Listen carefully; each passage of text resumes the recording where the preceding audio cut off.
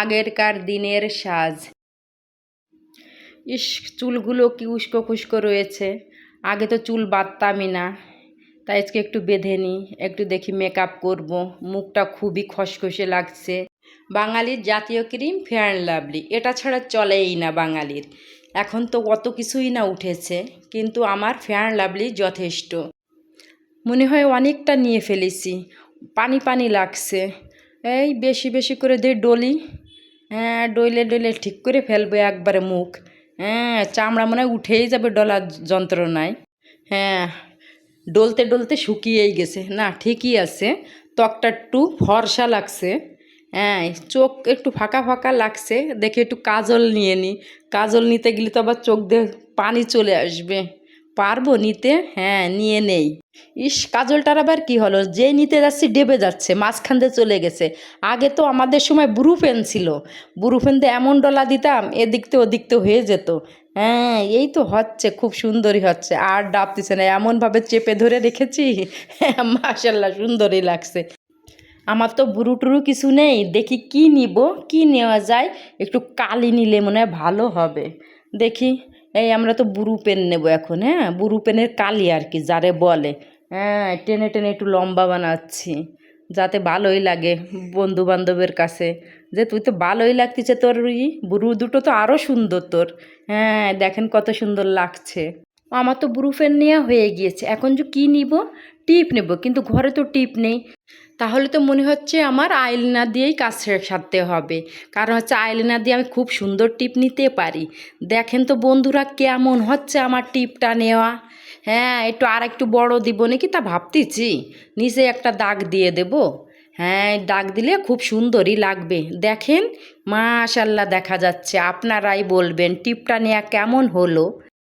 এখন নিব আমার সবচেয়ে ফেভারিট জিনিস, যেটা ছাড়া আমার চলেই না, দিনই শেষ হয় না।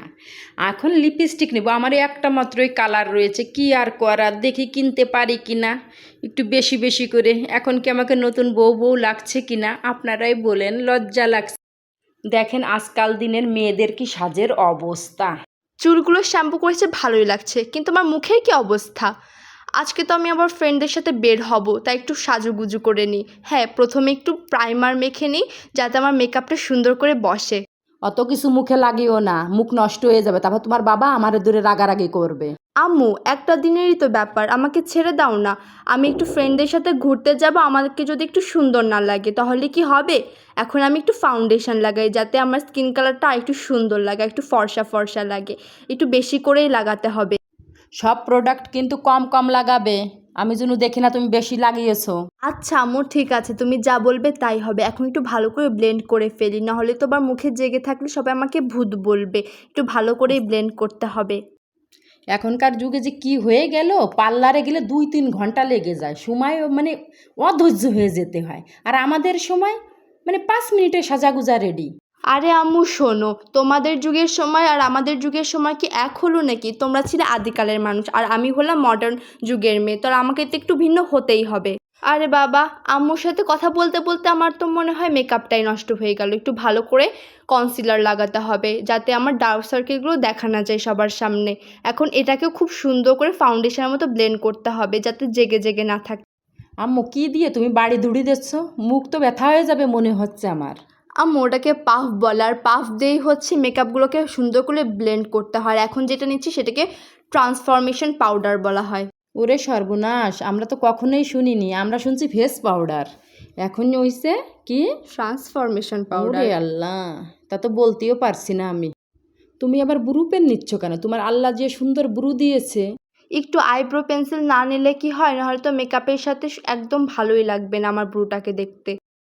চোখের উপরে কি নিচ্ছ, এমনি অনেক সুন্দর তোমার চোখ দুটো, আল্লাহ অনেক সুন্দর দিয়েছে চোখ দুটো, এ কি নিচ্ছে দেখো তো, আমার কোনো কথা শুনছে না। ওটাকে আইশ্যাডো বলে। আর তোমার সাথে কথা বলতে বলতে দেখো আমার মেকআপটাই নষ্ট হয়ে যাচ্ছে।